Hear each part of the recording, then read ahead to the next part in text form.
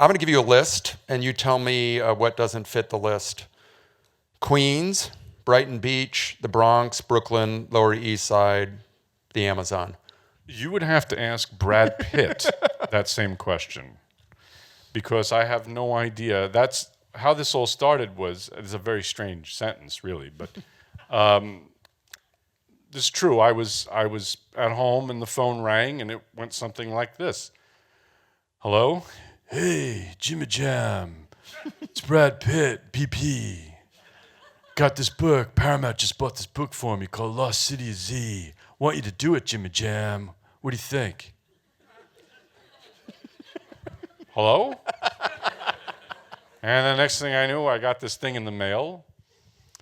And I read it. I had never been, as you correctly say, I had never been west of the East River.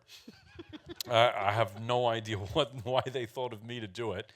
And my first instinct when I read it was that it was a terrific book, totally unmakeable, and I should just, pass.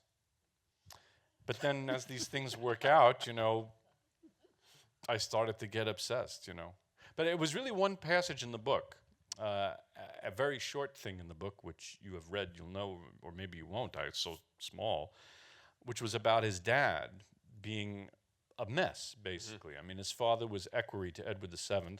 He chose his ancestors poorly. Yes, and he was a drunk and a gambler. He had destroyed not one but two family fortunes, which I don't really see how that's possible, but he managed. And he had destroyed the family name. So Fawcett was compelled to sort of make up for that. And I thought, well, that's great.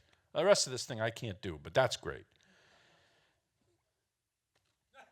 1,000 years later, here I am. There you are. So I don't know. What happens is, I have an obsessive problem myself, much like Mr. Fawcett, and I became really interested. I started reading these other things about the Amazon I came across, and I again thought I could never do it. And then finally, one thing led to another. I found myself saying, okay, I'll just write the script. Mm-hmm. And then I wrote the script, and I gave it to my friend who's a super duper famous director, much more successful than I, and I love him dearly. I went to film school with him. I've known him for 30 years, and I said to him, what do you think of the script?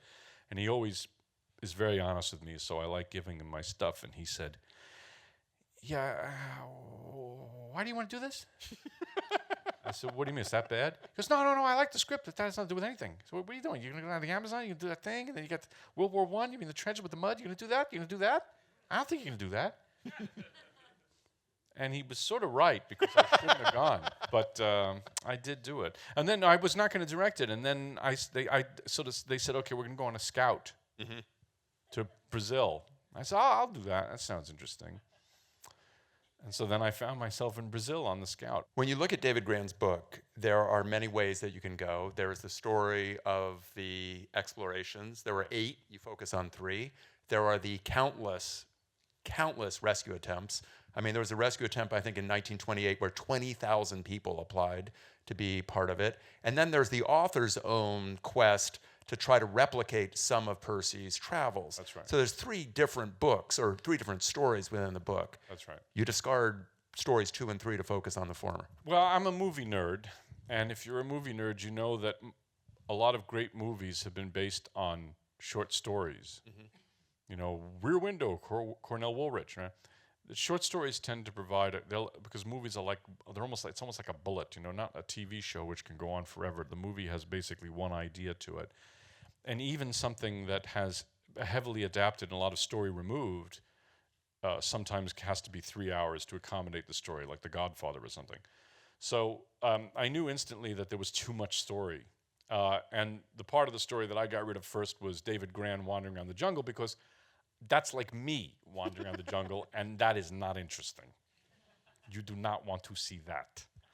But also, that had been done already, that kind of postmodern, like, I'm going to look at this ironically, where he's like in the jungle, but I'm going to be in the jungle too, and I'm going to have this whole thing. It's been done brilliantly well. It's called adaptation. I'm not going to redo Spike's movie. I'm only going to look like a pale imitation.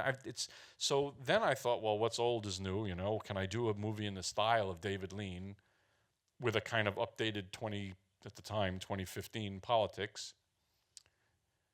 And I thought, well, that's interesting, because not a lot of people are doing that. And then you have to get rid of, if you're going to do that, then you have to get rid of the whole story after he disappeared.